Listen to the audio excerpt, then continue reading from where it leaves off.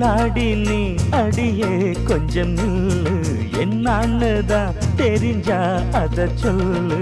தாங்காது ஐயா கண்ணு சாமி, நான் தேடும் சொர்க்கம் எங்கே காமி. மெதுவா தந்தி அடிச்சானே ஓ மச்சானே, எதையோ சொல்ல துடிச்சானே கை வச்சானே. கில்லாடி நீ அடடா கொஞ்சம் நில்லு என்னான்னுதான் தெரிஞ்சா அத சொல்லு.